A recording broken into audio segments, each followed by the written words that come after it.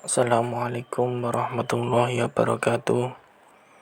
Alhamdulillahirabbil alamin wa bihi nasta'in ala umuri dunya waddin. Wassalatu wassalamu ala asrofil anbiya'i wal mursalin wa ala alihi wa sahbihi ajmain, amma ba'du. Yang saya hormati Ibu dosen Umi Fadilah SAG, dan tidak lupa teman-teman PAI semester 5 mata kuliah Sosiologi Pendidikan. Di sini saya Muhammad Nur Hamid akan menjelaskan sedikit tentang peran PAI dalam menanggulangi radikalisme dan terorisme. Sebelum kita memasuki dalam peran PAI dalam menanggulangi radikalisme dan terorisme, kita harus tahu dulu tentang apa itu pengertian radikalisme.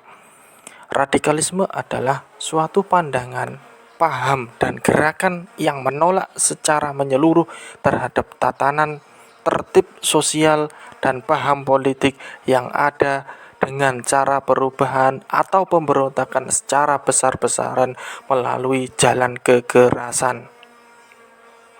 Ciri-ciri radikalisme.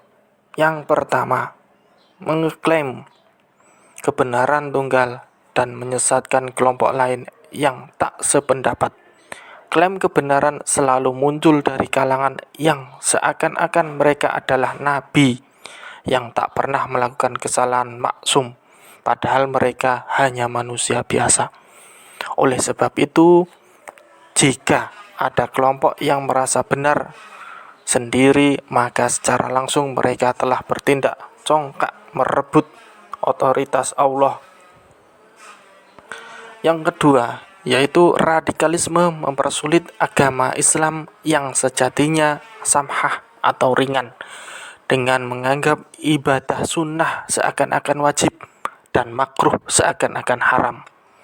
Radikalisme dicirikan dengan perilaku beragama yang lebih memprioritaskan persoalan-persoalan sekunder dan mengesampingkan yang primer.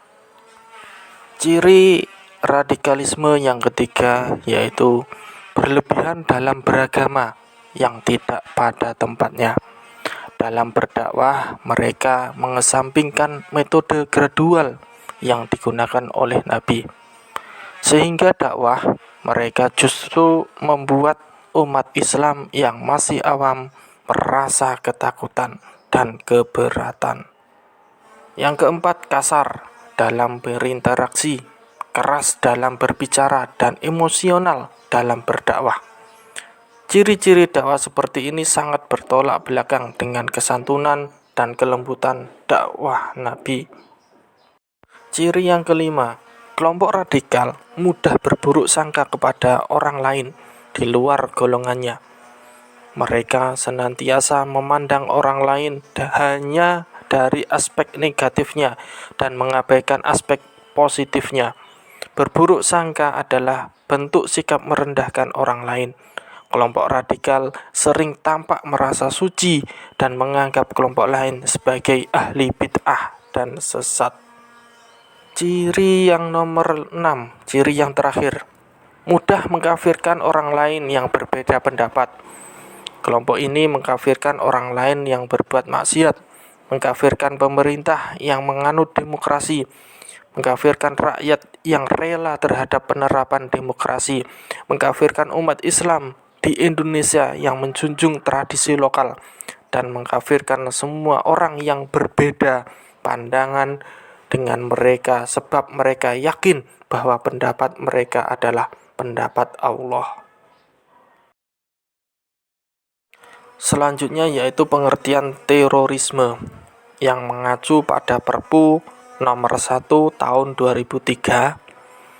Yang dimaksud dengan tindak pidana terorisme adalah setiap tindakan dari seseorang yang dengan sengaja menggunakan kekerasan atau ancaman kekerasan, menimbulkan suasana teror atau rasa takut terhadap orang secara meluas, atau menimbulkan korban yang bersifat massal, atau dengan cara merampas kemerdekaan atau hilangnya nyawa dan harta benda orang lain, atau mengakibatkan kerusakan atau kehancuran terhadap objek-objek vital yang strategis atau lingkungan hidup atau fasilitas publik atau fasilitas internasional. Seseorang dalam pengertian di atas dapat bersifat perorangan, kelompok, orang sipil, militer, maupun polisi yang bertanggung jawab secara individual atau korporasi. Ciri terorisme. Ciri-ciri kepribadian mereka. Yang pertama, sangat fanatik kelompok. 2. Berpendidikan rendah. 3. Berpegang teguh makna lahiriah tekstual soal jihad. 4. Ketat dalam beribadah. 5. Terdiri dari pemuda-pemuda. 6. Sangat berani mati. 7. Menentang kekuasaan pemerintah yang ada. 8. Keras dan beringas. 9. Kuat solidaritas sesama. Dan yang nomor 10, fanatisme buta. Ciri-ciri pemikiran politik dan teologi mereka. Yang pertama, setiap muslim harus mengikuti cara dan gaya hidup mereka. 2. Harus menghindar dari pemerintah. 3. Khalifah dipilih secara bebas. 4. Khalifah tidak harus Jawa. 5. Khalifah permanen dari kalangan mereka. 6. Khalifah yang bersekutu dengan AS atau Amerika Serikat, Inggris, Australia adalah kafir. Nomor 7. Amerika Serikat, Inggris, dan Australia adalah kafir yang harus dibasmi. 8. Menentang Amerika Serikat dan sekutunya adalah jihad. 9. Memutarbalikkan nas dan data keagamaan. 10. Manusia bebas melakukan apa saja dalam rangka memerangi Amerika Serikat dan sekutunya. 11. Pimpinan negara sebelum dan sesudah masa kini batil. 12. Pemimpin negara haruslah khalifah, bukan presiden. Dan yang nomor 13, demonstrasi, penculikan, intimidasi, anarkisme, peledakan, dan teror fisik dan pemikiran. Selanjutnya yaitu peran PAI dalam menanggulangi radikalisme dan terorisme. Pentingnya peran PAI sebagai pendidik untuk generasi muda atau usia anak rentan terhadap penyebaran faham radikalisme dan terorisme. Karenanya wajib diberikan pendidikan bahaya tersebut sejak dini.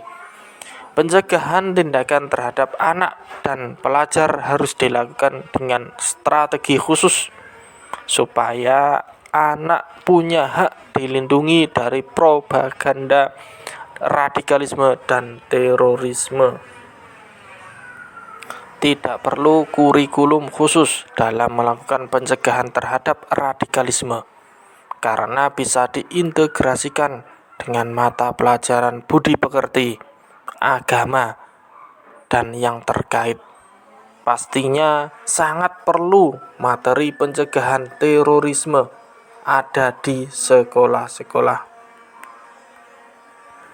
Sementara itu, guru besar Ilmu Tasawuf Universitas Islam Negeri UNJ Jakarta, Profesor Dr. Asep Usman Ismail, MA, memberi pendapat soal mencegah paham radikalisme di kalangan anak dan pelajar.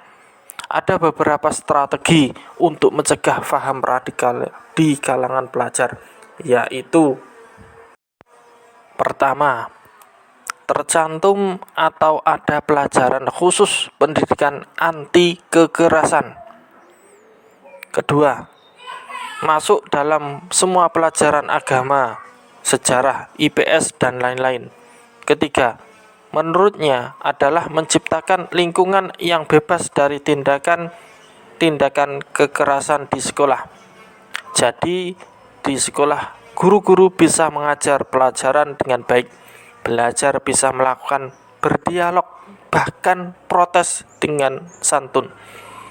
Dengan benih yang bisa menumbuhkan radikalisme bisa dibuang sejak di sekolah.